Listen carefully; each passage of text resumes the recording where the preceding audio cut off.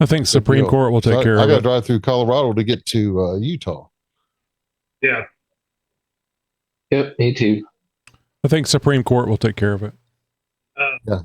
Yeah, but it's got to go through a process. Yeah, that's an unfortunate part. I think ultimately, after the Bruin decision, I don't think anybody has a prayer to stand on anymore. They can flop around and try things, but who knows if it'll stick or not. I mean, yeah, raise hell about it. All right, let's get going with stuff. Hi, this is Tony, and this is the Jeep Talk Show Roundtable. Hello, Zoom people. Oh, hello. We're here. Hello. Hello. Spanish class. Aquí. Lo siento, no hable más. What is it? What is it? SOCKS? You can spell socks, and you know how to spell, you know how to speak Spanish? Nobody knew that one? Yeah, no. I knew a key was here. Yeah. No, SOCKS is Spanish. I mean, it can be Spanish, but it's actually just spelling the word socks. So, all right. So you can be part of our weekly Zoom meeting. Just go to jeeptalkshow.com/contact. I found out how to join. If you're curious, you can actually go there and see how you can watch us on YouTube Live just by going to jeeptalkshow.com/live. That is every Tuesday and Thursday night, 7:30 p.m. Central Time. Sometimes later. Tonight it was about 15 minutes later, but we're there. I think you guys mentioned about you thought maybe I wasn't available at the normal starting time because maybe there was a wind issue, and we did have some winds here today, but we lost power for probably a couple hours. But I think it was more storm related than wind. The wind came later. But it's unusual for us to lose power. But yeah, we lost power today. All right, so we have a few questions here. I think we have some questions from last week. Let me ask you if we had asked these questions previously. Did we get to the what is your social media name last week? Sound familiar? I think that's the one we wrapped up on. Was that at the end? We definitely. How about what equipment do you use to record outdoors, like off-road, the GoPro, et cetera, et cetera? How about that one? Oh, good. I like that one. I think that's a good one. I think we may hit the social media name again, especially if somebody would like to promote themselves and get a few more followers. You influencers want to be influencers. All right, let's start with this one, and this is just going to be open call. So not going to call on you. I encourage you to answer if you like. Don't feel like you have to fight with somebody. Just get in there and talk, unless it's Travis, and then Travis needs to have somebody to fight with. Thoughts on backseat delete? So if you're going to delete your backseat, and I'm assuming, I guess this could be, it doesn't matter if it's a Wrangler or a Gladiator. I guess the XJ, an LJ, I guess all those things have, or even a TJ has a backseat. So would you do a homemade backseat delete or a store-bought one? And if anybody wants to explain, maybe if you have a backseat delete, explain what that is and why you have it. I'll go first. Okay. I did basically deleted the back seat on my XJ. It's extremely easy. You just flip the little switch at the bottom of the seat. The actual bench part, the butt cushion comes out. Flip it down. Basically, the back seat's gone. I did like a rubber fatigue mat cut to the shape of the floor there, so there's no seams or cracks or sand to get into. And I've got my subwoofer box mounted on the back of the back seat as it's laying flat. Okay. That was the reason why? Because the subwoofer, because of music? No, the primary reason is it makes it a heck of a lot easier to carry a spare tire in the back of there. 33-inch spare tires, a lot of space, and it's a lot of weight on the roof. I don't like it on the basket all the time. So Never I've thought considered about never considered a rear bumper with a tire carrier on it. Yeah, it's a lot of money. I think what I really want to do, since it's the XJ, I just want to practice my welding a little bit better and just build one. Yeah, that's a great idea. Just make sure you don't Use leave it a on the road, especially the highway. use a tire spindle, and I think the hardest thing would be to figure out a good latch system. But that's just a matter of finding a manufacturer of a good latch that's able to be bolted on or welded on the bumper I build. Good old YouTube. I'm sure they plenty of them out there. There's probably even companies that have parts that they sell that are already tried and true, and all you have to do is weld them on. Yeah. But that's like one of my favorite parts about my XJ is it's so easy to just fold down into a 2-seat trail rig that you can sleep right in the back of. Me and my wife have spent a few nights and quite a few nights back there camping. That's like the main thing we used when we first got together. Well, both of you guys are, I don't want to say short, but rather demure. You're not big folks, which makes it very handy when you're flying across country because the standard size seat is actually comfortable. Yeah, and you can camp in a Jeep. I have absolutely no problem stating that I am 5'6", 5'7" on a good day. But you'll never hear me complain, I don't fit in this vehicle or I don't fit in the seat. I can't drive that or sit there. I can't ride that. I'm too big. No, I fit everywhere. Oh, I bumped my head. Nah, not me. Has anybody else done a rear seat delete or considering it? I've Rick from Arkansas. I've deleted my rear seat, and I guess if you want to call it a delete system, I've got the Armalite pad back there, and I, for me to sleep in my TJ, I also delete the passenger seat. So you would have to. What are you, 6'4", 6'3", something like that? Yeah, 6'4". I think I may have shrunk a quarter of an inch, but it happens. But yeah, that's sleeping in that TJ. That's the way you got to do it. Yeah, as long as the wife doesn't notice the shrinkage, it's okay. Yeah, she don't care. She wouldn't know the difference anyway. Also, like I'm about to go to Tons, and with Tons, you have to either go to a Genrite tank or go to a fuel cell, and I'm going to go fuel cell and get rid of my back seat. Fuel cell is not legal on the road, right? It's only at that point is off-road only. It's kind of a gray area. As long as you maintain your emissions, which most of the fuel cells that like a Moto Belt fuel cell uses the factory TJ drop-in fuel pump and all that. Right. So it's really not any different. Don't ask, don't look. Yeah, pretty much. You gotta make a pretty long extension to fit to that, though, don't you? It just depends on where you mount it, because I mean, all your emission stuff is right there in the passenger rear corner. Mm-hmm. So if you moved, and with going to Tons, I'm gonna take all that crap out anyway because I don't care. But if you wanted to maintain it, you'd be moving it all forward and actually shortening everything. Oh, okay. I see what you're saying. Is there any reason not to do a rear seat delete other than just not being able to carry passengers?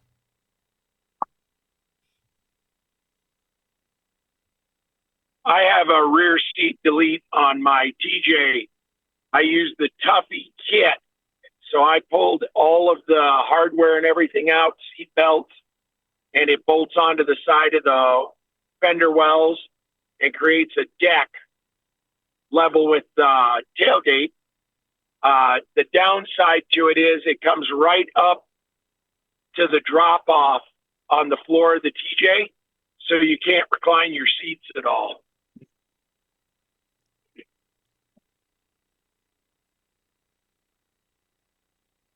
Very cool. I know I think Bill. in the 4 doors. Go ahead.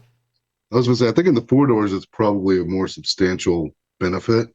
I've both Bill and another buddy of ours has two doors, and they kind of deleted the rear to put that I can't remember the name of it, but it's a metal box that goes back there that you can lock your stuff in. I think you interviewed him on the show, and I think actually Bill interviewed him at SEMA one time. But Cargo Dog? No. This is something else. It's like Diablo or You're thinking, or something. you're thinking of Diabolical. Yeah, Diabolical. I think that's it. Yeah. Yeah, he's got that both in the 4-door and the 2-door, doesn't he? Exactly. So, but I think when you put it in the 2-door, you realize like there's no back seat anymore back there or whatever. So the 2-doors, you don't even really notice the seat delete. At least all the 2-doors I've ridden in, I just assume they're 2-seaters anyway.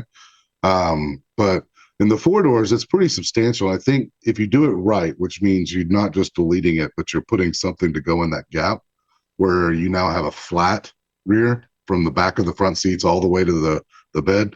You've got a lot of useful stuff in there. I've seen where like Bill's, his is on the 392, you can actually lift it up and store stuff underneath it. So well, see, that's when I think of a rear seat delete, that's what I think of is that you have useful flat space or storage. But then again, I saw the Diabolical stuff at SEMA. I think both years, not SEMA, at EJS, both years. So in my mind, I have this visual image of nice flat surfaces, metal box, very large area. I mean, the whole cargo area of the Wrangler was covered all the way back. So you had a lot of storage area and a lot of secure storage area. And to me, secure storage in a Wrangler is amazing. Well, especially if you run the soft top. Right? Yeah. But I think if you're going to do a seat delete, and just by that you mean just pull the seats out just to get extra room. Just in the 4-doors, you do have that hump where the seats went in and everything else, which makes it a pain to sleep in the back of. Right. That's one of the biggest issues if you don't have anything that's covering that. So I sleep in the back. I still have the rear seat on mine, and I'll sleep in the back. But I've been heavily contemplating going ahead and ripping the back seat out and doing the actual delete, because it makes more sense if it's not a daily driver and it's mainly a wheeling and camping rig. The benefits are just amazing, from being able to mount your fridge there if you want, to storing stuff underneath it, the sleeping platform, to just it makes a lot of sense. I can see where like someone like Larry, who has a dog, that may not make a lot of sense if he wants a seat in the back for the dog to be in when he's traveling. But right. But yeah, I think it makes a lot of sense on the 4-doors. So I'm assuming you're looking, if you do that, you're going to be looking at the Diabolical system, since Bill already has it and you've seen it directly. No, probably not. The only reason why is I really don't run soft top. I run hard top all the time.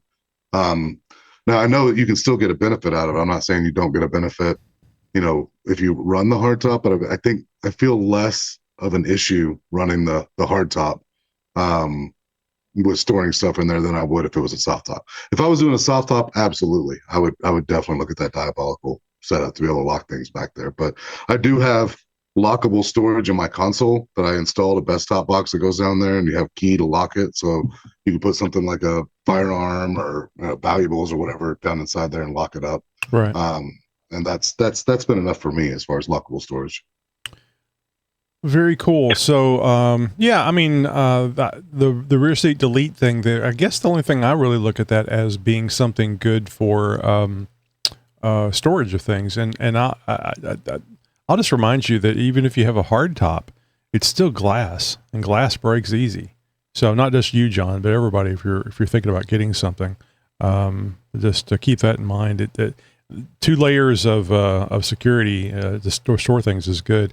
I saw and this is just an FYI, I saw a really nice under the rear seat metal box, lockable metal box for the Gladiator. Diabolical had that, and I was able to look at it directly.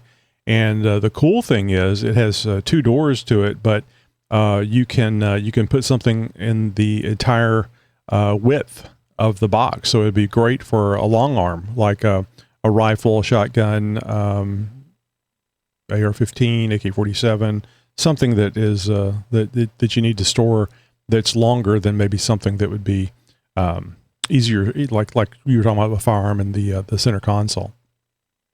But I'll touch on too where on the system that Bob has, he said you couldn't recline the seats. If you run any kind of an actual harness with a harness bar, you're not really reclining your seats either. True. Are harnesses legal on road? I don't, or can you have a harness and use the regular seat belt to maintain legality? Technically, they are not legal, but we don't have safety inspections anymore. So Most people run both just for comfort because it's a pain in the ass to hook up a harness every time. it depends on the harness. Like the ones I have in my Razor, they use a regular seat belt, and then you just have a chest clip. I mean, they're just as easy as a seat belt. Versus like the ones I have in my Jeep are a pain, but they're going to get swapped out to the style that I have in the Razor. It must really be nice though to be really strapped down to the Jeep, so that whenever you're doing stuff, you're not holding yourself in place. You're just focusing on driving, shifting, et cetera, et cetera. Because I can well imagine if you get really rambunctious, you would have a hard time keeping yourself centered. Yeah. All right. Anybody else got anything on the rear seat delete? I'm thinking this is a great way of getting around the no fat chicks sticker. That way, if you just delete the rear seat, you're golden.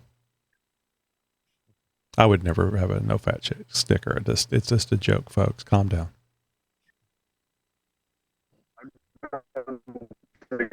Thinking about doing that myself.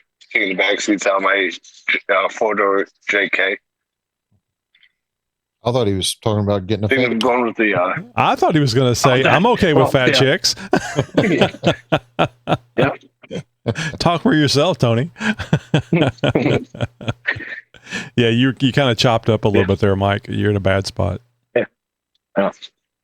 Yeah, I'm thinking of getting that. Was the gold? Had him on the show a while back. The cargo dog. Yeah, cargo dog. Yeah. Thinking about going with that, leaning that way, but also don't mind building it myself too. So can't split on that. Would it be made out of wood if you made it yourself? Probably. Yeah. I think the steel would be lighter, and but I guess the steel's a little more difficult to work with if you're not a welder, or maybe not a good welder. Yeah. It's been too many years since I welded too, so I'd be super rusty with that. Mm-hmm. All right, let's move on to our next question. Do you carry a gas can when you go wheeling?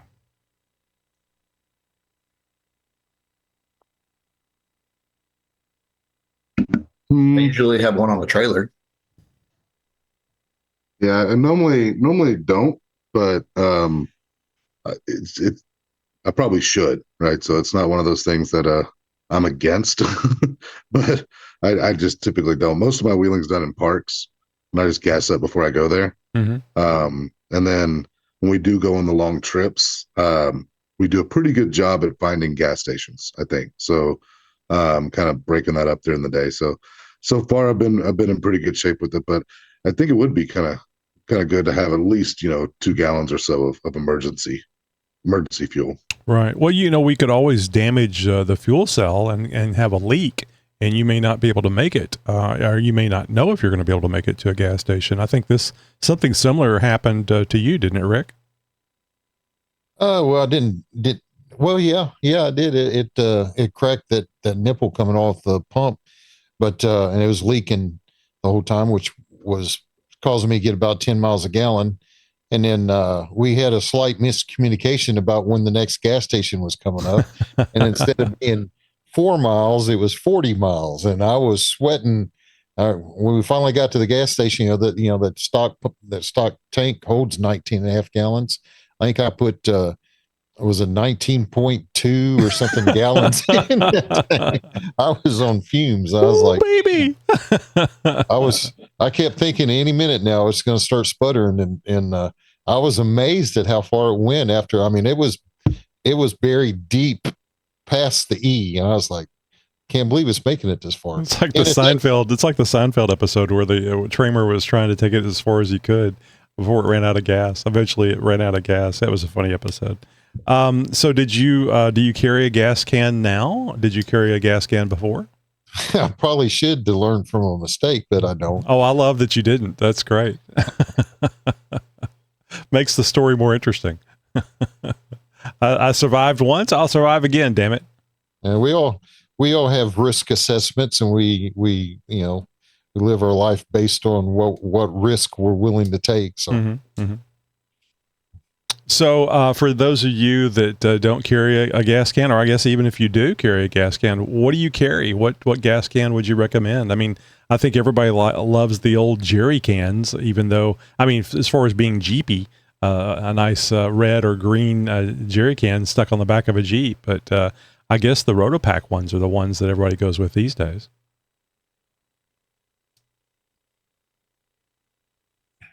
I carry a 5-gallon like motorcycle style can. It's mostly just used for like off-road motorsport stuff, like ATVs, dirt bikes, stuff like that. And then it has it's about 1.5 foot hose that comes out of the top of it, and I don't have to deal with any of the stupid stop leak things or valve deals safety valves that they put on any of the newer ones. Right. And if I have to pour that into a fuel tank, it usually takes maybe a minute. It's pretty quick. Mm-hmm. So I have a Rotopax, a single Rotopax in the back of the Gladiator, and I have never had anything in it. It is a virgin fuel tank. It's a 2-gallon, I believe. If you're going to use the Rotopax one, you got to get the AI-13 caps for them, though, so you don't deal with that cap busting out on you from the expansion. I've got enough random stuff around the property that doesn't go to stations that I've got. I think I'm up to 5-gallon tanks. Then I've got 1 or 2 small, like use them for 2-stroke and stuff like that tanks. I think that what Roger was just saying there, though, is people shouldn't overlook, like, especially as flatlanders. When you change elevation, that pressure differential, it can cause those gas tanks, even like the 5-gallon ones, it can cause them to expand. So when you're heading up into Colorado, up in the higher elevations and stuff like that, it's actually a good idea to kind of pull over and vent them kind of often, because otherwise they'll start leaking or have all kinds of issues. So I've seen them swollen up pretty big on the back of Jeeps when we've been doing our long trips up to Colorado and stuff like that. What's that part, Roger? What'd you call that thing that you should get for the Rotopax? AI-13, that's the website. It's AI-13. Oh, okay. I thought that was Bill's, a part number. Bill's actually the one that turned, or I think Bill told me about it originally, possibly. But it's an all aluminum, like the ring for the Rotocap is all aluminum. The cap that goes in this, or the little plug that goes in the center of the ring, is all aluminum. And then the hose itself is a much wider diameter hose, so you don't have to deal with so much of the venting issue when you're trying to utilize the fuel, when you're pouring it out, waiting for it to gurgle. But I think it wasn't like Jimmy or somebody that had a video about the Rotopax and how the cap blows out over time. Would it be called the Pax collar? Yes, it's he has a whole kit. It's the Pax collar, but then it's also the plug in the center, and you can get the nozzle, you can get the extension. Like for your Gladiator, you got that little flipper inside that you actually have to push out of the way in order to dump fuel in. The little valve or thing that's meant to stop people from siphoning your fuel. Mm-hmm. So there's a little extension that they make that goes on the end of their nozzle that pushes past that. Cool. But it's not cheap. I mean, that's the unfortunate thing. I mean, those No, Rotopax, just the collar is $22. So yeah, it's like $7. I think it's like the whole kit for one pack is like $7, which is almost the same cost as a damn Rotopax. But what are you gonna do? Oh yeah, very true. So I wouldn't carry the style of can I have inside of a Jeep, but if you had a rack or something like that where you were carrying it like on the back, that's the style. That the vent valve for them is actually a screw-on cap, so you could just crack it, and you wouldn't have to worry about stuff sloshing out really, because the vent hole has a little tube that's smaller than your pinky. You're really unlikely to splash stuff into it, and you could just half turn crack it. But if you have the hose on it as well, the stopper for the hose is just a little plastic rubbery stopper where if it got too high, it'll just pop that stopper out. before it cracks anything else. Well, one of the things I was concerned about is the whole idea of carrying gas with you is the venting, the leaking, the smell, especially if you have it inside the vehicle. I mean, I've got a Gladiator, so I've got a trunk. I mean, a bed that I can put stuff in. But if you have a 4-door or 2-door, I guess you could mount it on the outside, but I would think mounting it on the inside or placing it on the inside is generally a bad idea and a potential fire risk. Yeah, So I carry for all my each- gas and all my gas and diesel on the outside, and I carry the water on the inside. But the whole idea of that ring and that aluminum ring and plug is just because the Rotopax tank can handle the expansion. It doesn't hurt the tank. That was going to be The my only next thing that question. fails- Yeah, the only thing that fails is the collar, and it's not even the collar. It's that little, I'm sure you've seen them on gas tanks where you take the ring off and you pull the nozzle out of the tank, you flip it over, Yep. and there's that little plug that's on there. Right. That's what fails. That little plug that's in the center. It cracks. Boy, it's always something, isn't it? It's like the weak it's point. it's like the modification thing. No modification goes unpunished. No purchase goes unpunished. Yeah, because So for Go ahead. Easter Jeep Safari, I plan on carrying the gas can's called a Scepter nose spill.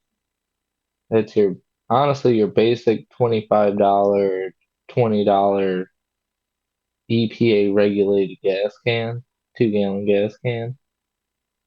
But I went out and I got a copper jiggler siphon hose, and I plan on mounting my gas can on the rack that goes above my spare tire, so it'll be nice and high up.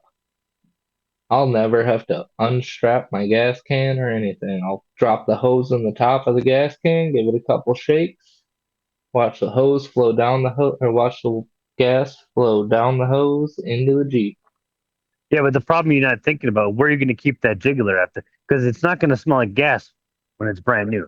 But after the first time you use it, I don't care how well you dry it off, it's still going to smell like gas.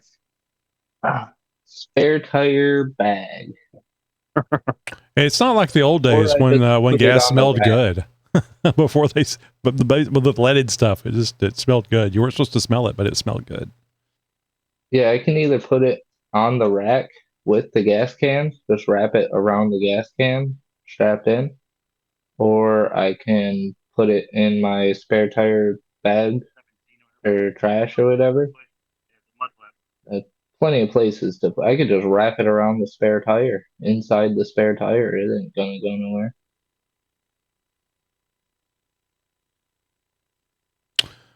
Alrighty. Anybody else got anything about gas cans? I think just carrying spare fuel, even just a couple of gallons, is a good idea. Yeah, I I was carry a 5-gallon old school steel jerry can on the tire carrier for the TJ when I need one. Mm-hmm. I think I bought one of those at Home Depot for $10 or $15. I mean, I couldn't believe the price. They were getting rid of them, I think. And it's great, but I have not ever mounted it. The idea back when I got it, it was the XJ only, and I was thinking about mounting it on the XJ. But boy, it's kind of hard to find a place on the tire carrier that you wouldn't have to remove the can if you wanted to open up the tire carrier and then get to the hatch on the XJ.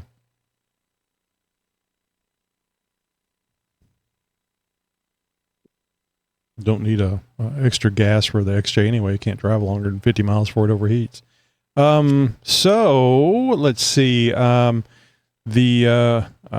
did that. We talked about. Do you guys have a gas can preference? Is it Rotopax? Is there something else? Maybe something else that's newer than Rotopax, and it isn't $90 for 2 gallons? I prefer the ones I have. They're about $30 for 5.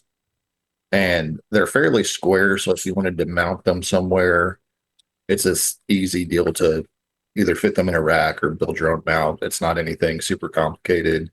The handle is big enough that it's easy to run a strap through if you want to have something to hold it down.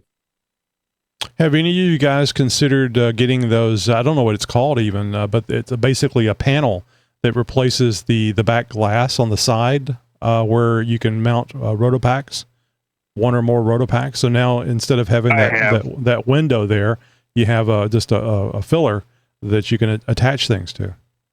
I have, just because really those windows, you really never use them on the JK.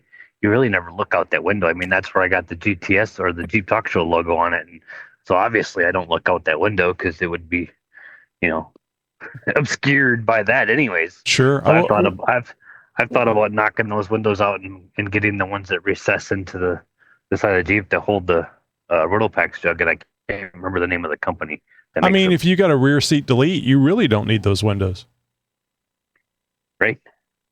I've seen both styles, and I've seen a lot of them that are just molly panels, just large steel molly panels. So it really allows you to mount basically anything to it. But I've seen them to where it replaces the glass or just kind of exoskeletons around and mounts to the top of the top. Yeah, I think it's a neat idea. I just don't know what they cost. Well, I'm just looking online. I see a Rotopax blackout window pair storage for 2018 plus Jeep Wrangler, $500. Yeah, who makes that one? I think that's the one I've looked at. Let's see. Something off-road, or I can't remember what the heck it was. Well, this one's actually on eBay. Oh.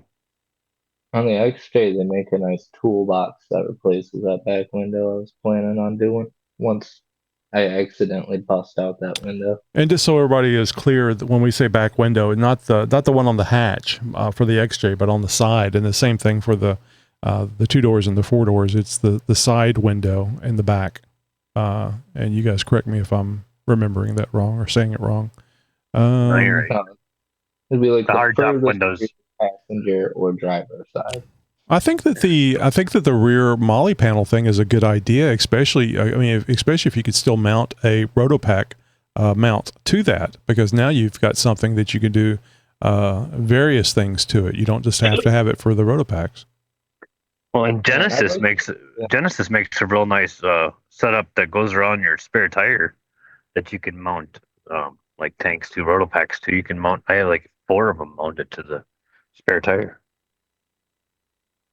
I like the idea of the ones that mount to the drip rail, not kind of around the outside. It's kind of extra protection for your glass if you're like me and you don't want to go losing glass.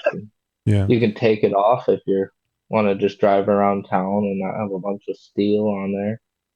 So Rebel Off-Road, apparently apparently that's the one that was $499.99. It's a pair, so it's not just one. It's one for either side, or both sides, I should say. And they have it for the JK 12 through 18, which maybe is just the year range for the JKs, and the JL 4-door only. Both of them are 4-door only, which makes sense. I was thinking about designing one that's kind of basically like a tube rear bumper that you'd held. I was going to call it the Pinto 2000. Yeah, they even have the Rebel Off-Road has a panel that you can put the Rotopax there, but also has some lights that you can use to shine to the side of the vehicle, which I think that the lights up front are really, really good, but sometimes you need to see all the way around, especially if you're on the edge of something and you can't see it. I think it makes it worse. You know it's there. And you know when gravity changes, that's when you've gone too far.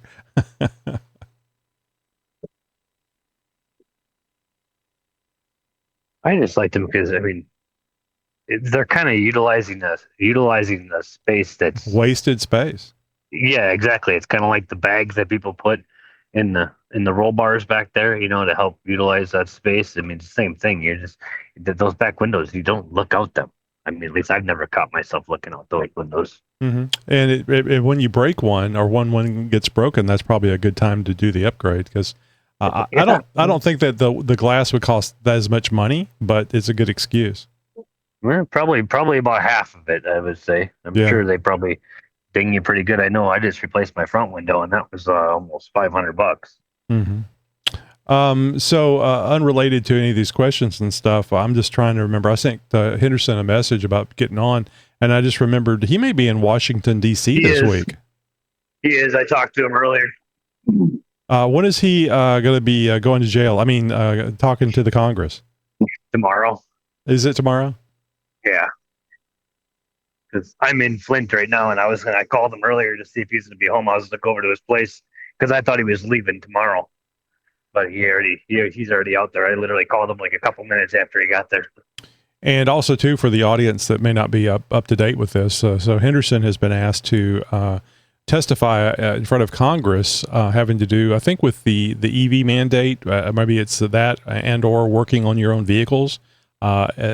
Speaking for SEMA, and if anybody knows anything different, correct me on that. But that's my understanding. What an honor! I have no idea what he's doing. Yeah, what an honor! I know he's meeting people, but I don't know what it's all regards. He called me the other day about something unrelated to what we're talking about, and I answered the phone, saw his name, answered the phone. I said, "Did you go to jail? Do you need bail? Are you okay?" He goes, "No, that's next week." I hope he wears a suit and tie and not a military style costume. Oh God, yeah. I wonder where Zelensky shops, because that'd be great. A great thing to do. Oh, gee. Yeah, we won't. I'm sorry. Don't forget anybody. We're not going down politics. That's as far as we're going. That's what I told her. Well, when it comes to Greg, I'm more worried he runs around asking if they want to see his blue ribbon. Very, very interesting. All right, so let's see. I'm going to ask this again. What's your social media name? And if you don't want people to know, you have to share it. Yeah, what platform and what's the name? Bob? Two cheap guys.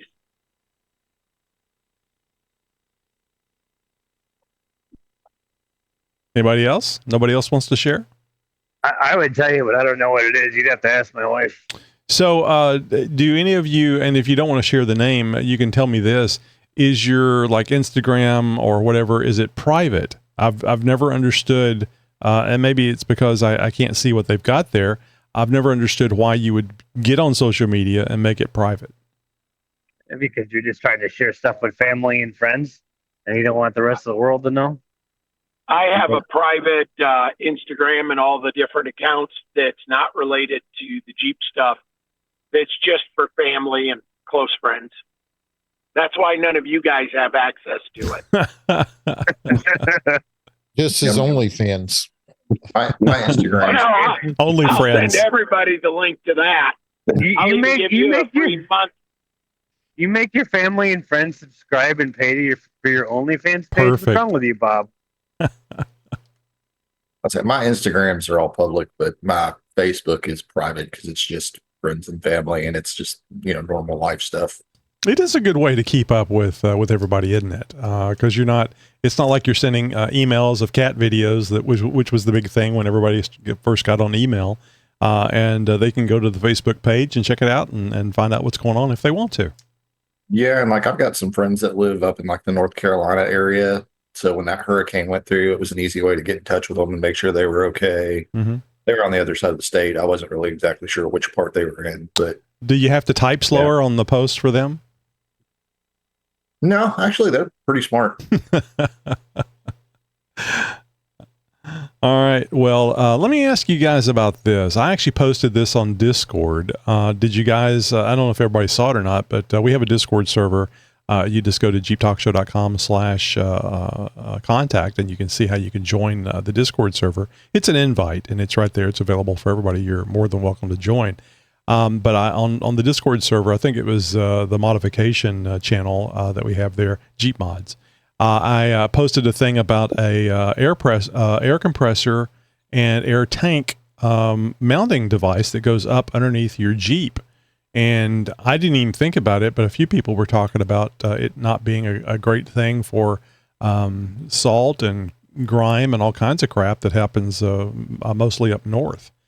Did you guys see that? It's from Maximus 3. Well, the thing you have down south is dirt and dust. Yeah, I mean, my air compressor is in the bed of the Gladiator, and I guarantee you, dust gets in there, dirt gets in there. So I mean, the air compressor has a filter. Mine's mounted right on top of my brake reservoir, under the hood. I would think Never you, gives me any problems. It just worries me a little bit how it basically looks like a big scoop, and I feel like a lot of fine silt would accumulate down there in the summer, and then salt and everything would build up in anything that's cast or aluminum in the winter, and then That you'd would happen with literally any have kind to of climb skid. under there. That would happen with any kind of skid down there. Mm-hmm. It does. That's why we try to limit what we put under our vehicles up here. That was kind of my concern, since I have the Moto-Built skid system. I wasn't sure if it would actually fit, but that would provide a lot of protection for the things that you guys are talking about, having the Moto-Built skid underneath this unit. I thought it was a wonderful idea, and you can mount 2 compressors and a 2.5 gallon Via Air tank on the thing. And man, talk about just out of the way. And I mean, I'm sure there's lots of things you have to work through. Wiring and hose and all the rest of that stuff. But boy, it'd be nice to have, especially if you had two 100% duty air compressors hooked to that tank. That would be fantastic. It would be longer blowing on the train horn, if you know what I mean. I've got to decide where to mount my new compressor for the air locker for the new axle. I think I'm going to go with inside the fender, but I haven't decided. Terraflex makes a pretty decent under the seat mount for underneath the passenger seat mount. I don't know if John's got the Terraflex one or not, but I thought he had his mounted under his passenger seat. At least I thought he did. He's waiting for Metal Cloak, right? Well, I've got tube fenders on the TJ, and they have vents built into the fenders. And I'm thinking about trying to mount it right back in behind that vent so it gets airflow. But I don't know if that's a good idea, bad idea. We'll probably find out.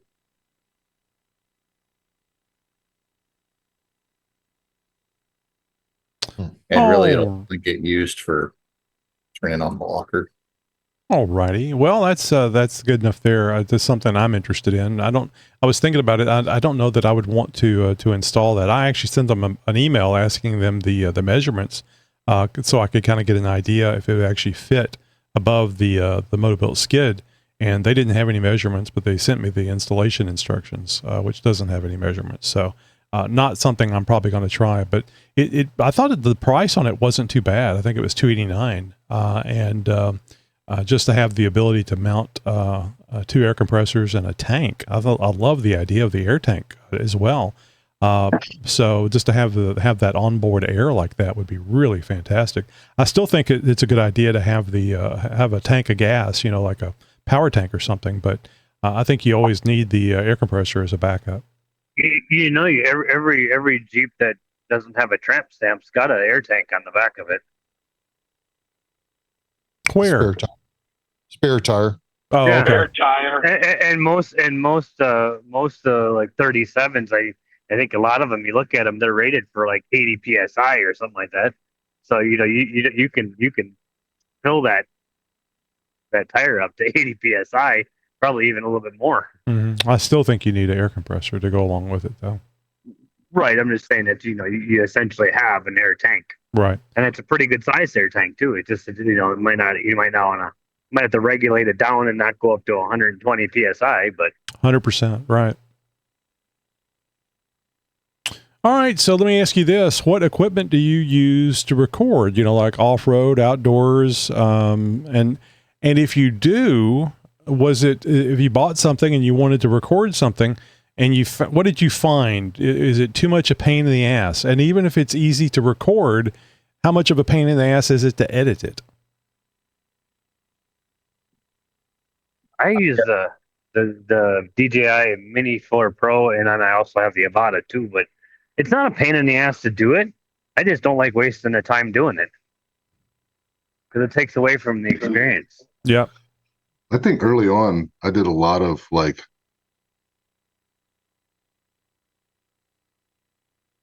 recently, it's just, I forget, like we'll go out wheeling and I'm like, oh man, I don't even think I took a picture.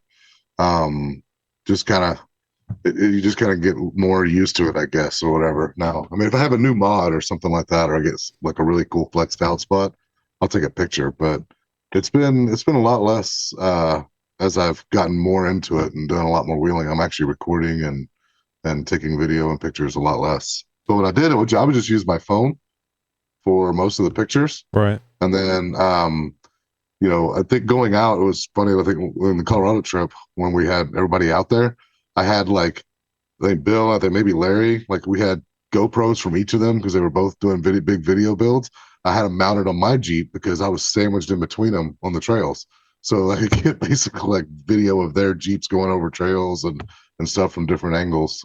See, that makes it a lot easier. And that's kind of where I was going with this. You almost need somebody dedicated to doing the video for you, so that you can do the stuff and then they can record it, especially from outside of the Jeep.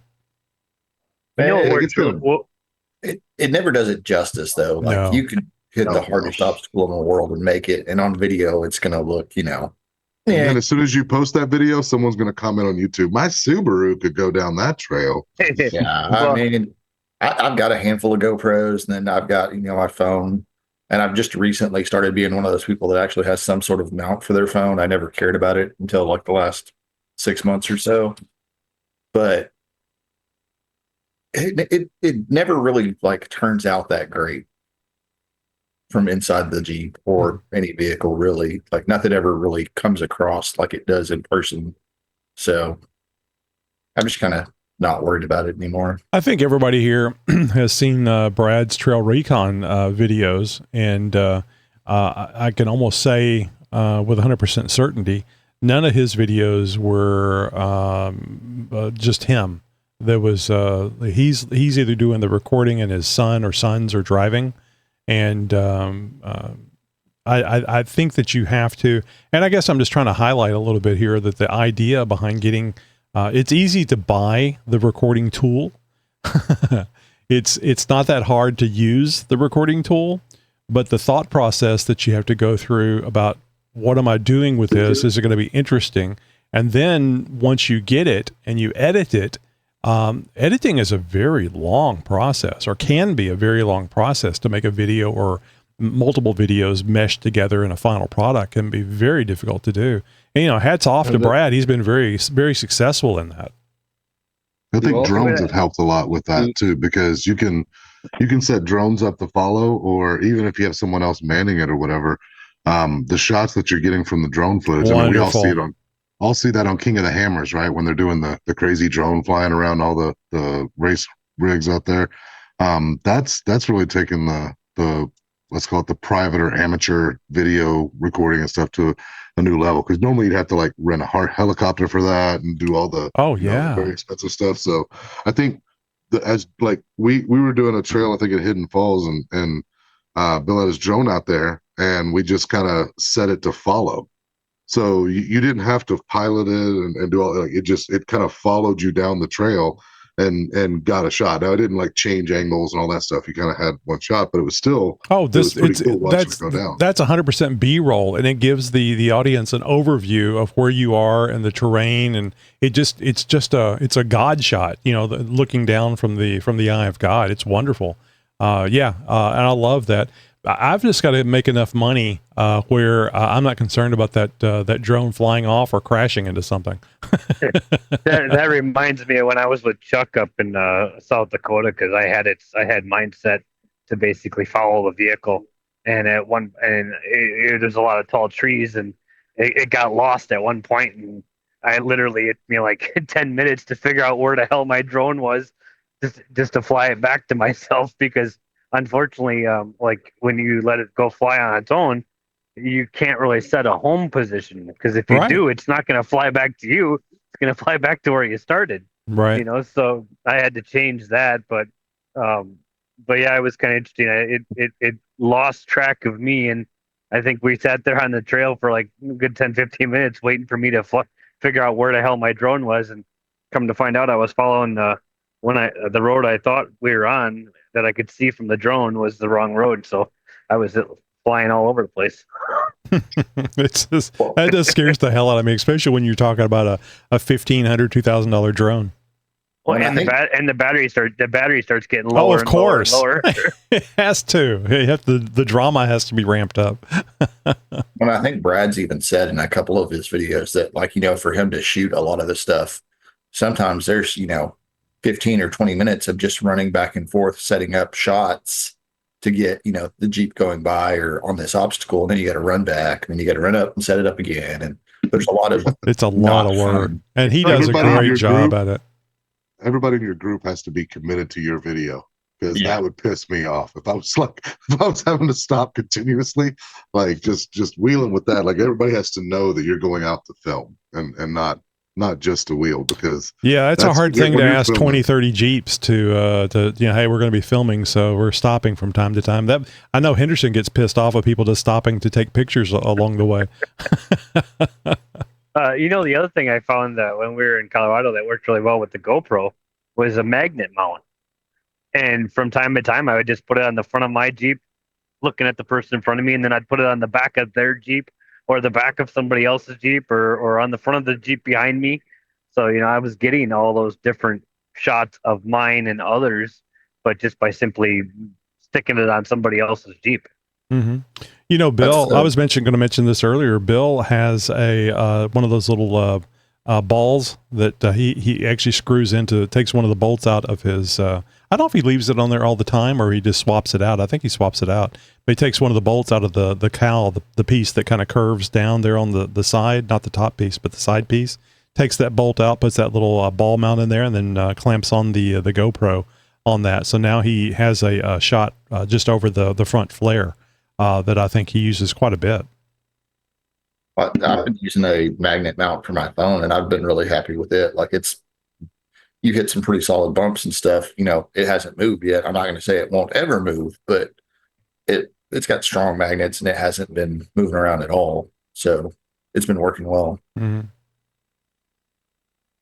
I went out to that event here recently. They called it Frosty Fenders. It was down in the Ozarks, and I was down there with the Crayon Brotherhood. He's in the Discord server, and matter of fact, he posted some of those videos in there.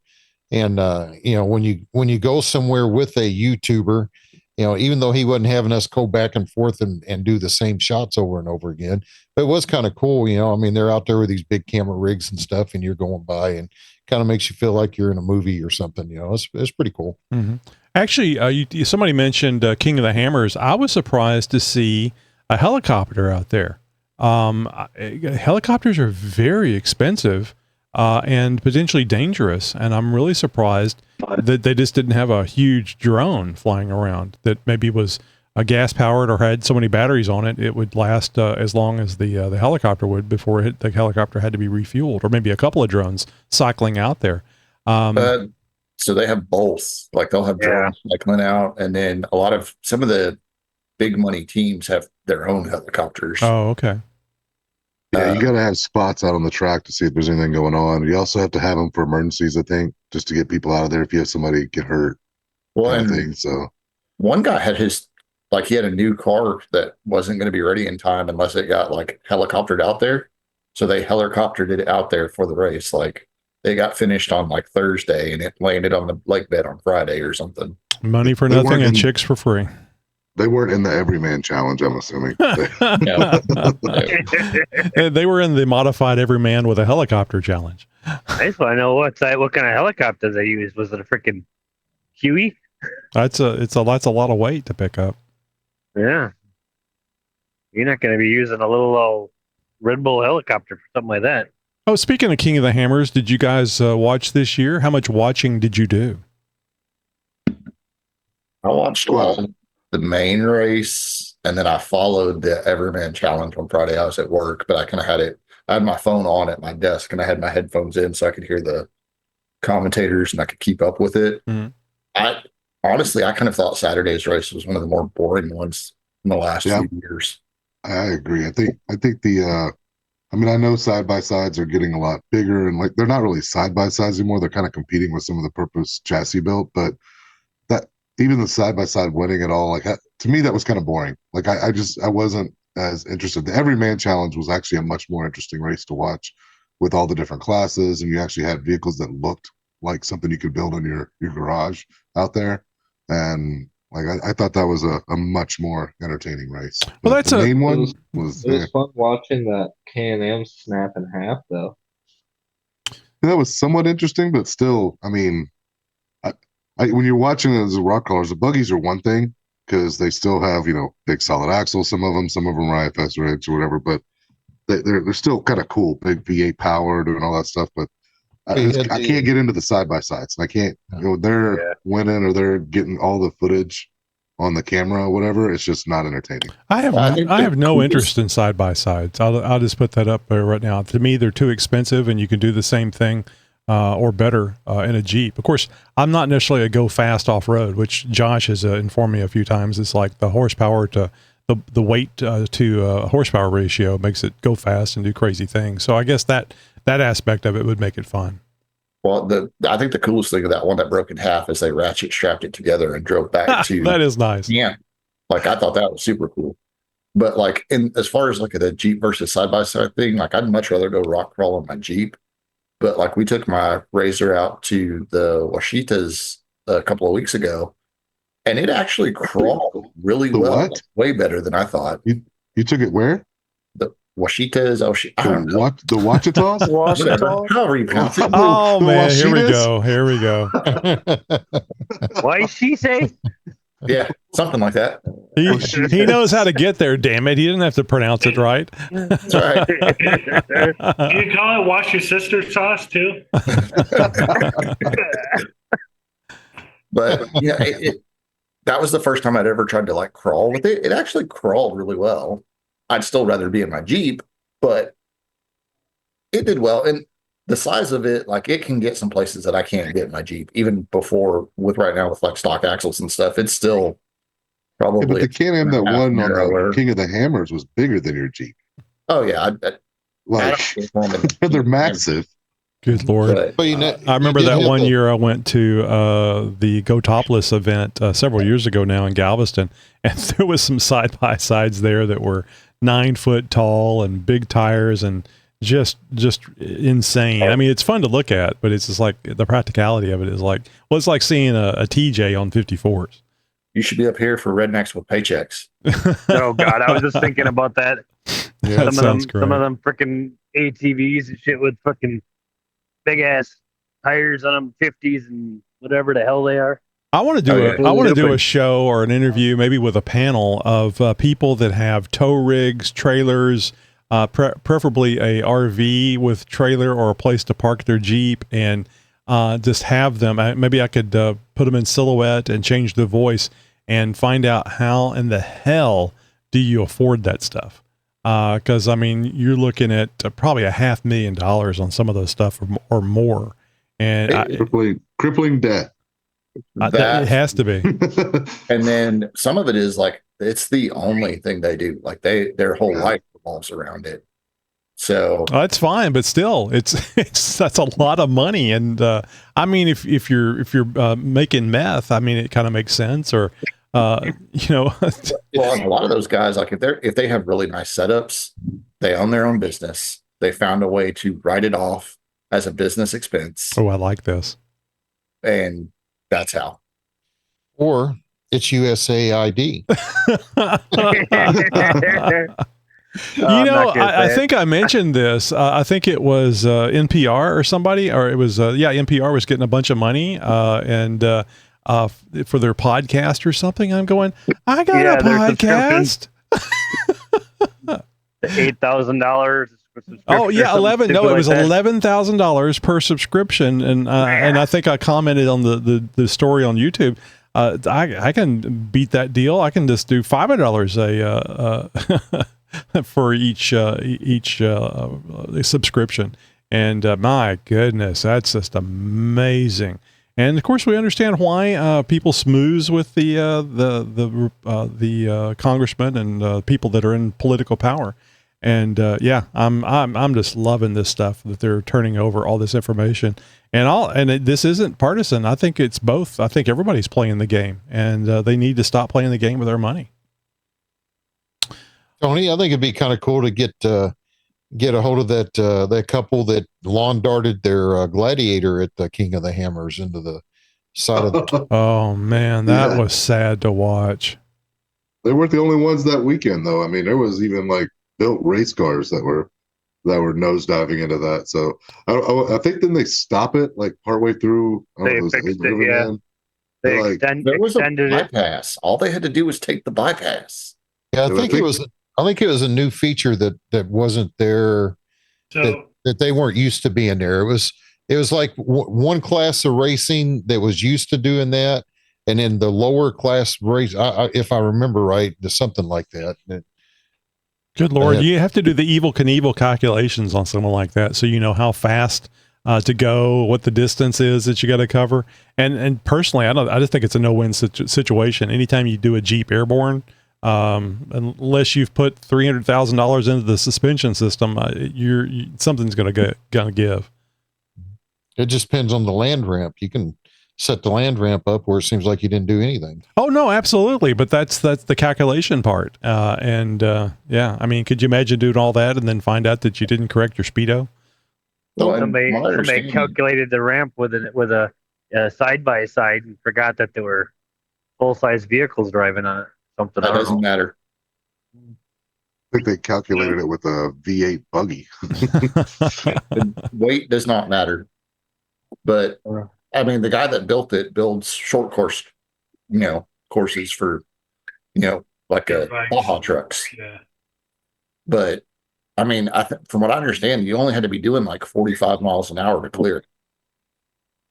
It wasn't like you had to be flying. It was. I wonder how many of those people got to the top of that thing and just kind of like eased off. It was like kind of had a little bit of hesitation to really get at the beans. The one that was behind the gladiator. Yeah. All right, guys. So coming up this Friday in our interview episode, we're going to be talking with Brian Myers of JCR Off-Road. I don't know if you guys know about JCR Off-Road. I know about JCR because they were making XJ parts, bumpers, sliders, all kinds of stuff. They're big XJ fans originally. But of course, they're into more than just XJs now, TJs, JKs, JLs, Gladiators, the whole gambit of things, and doing very well.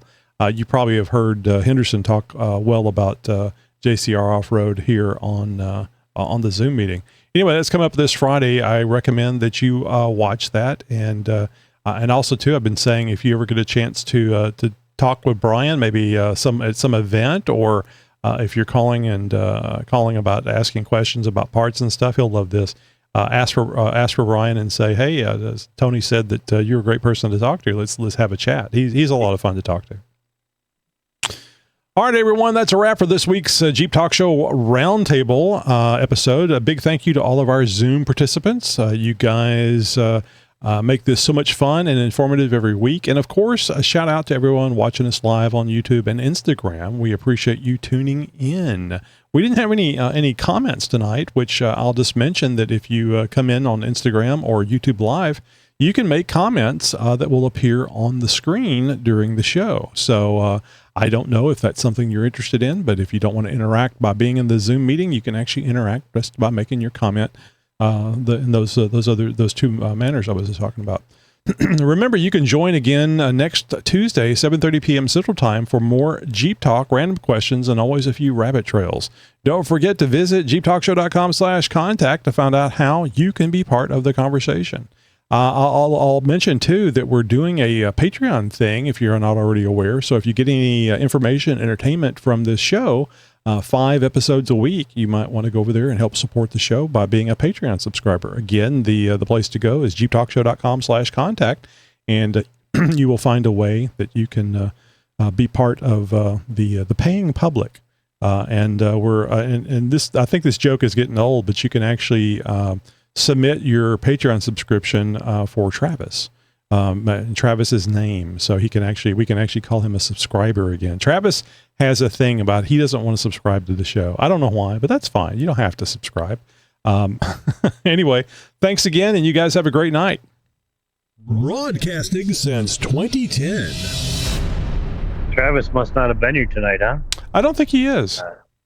I was going to say, because when you started talking about cameras, I figured for sure if he's here, he'd have chimed in. You're my friend. You're my new friend.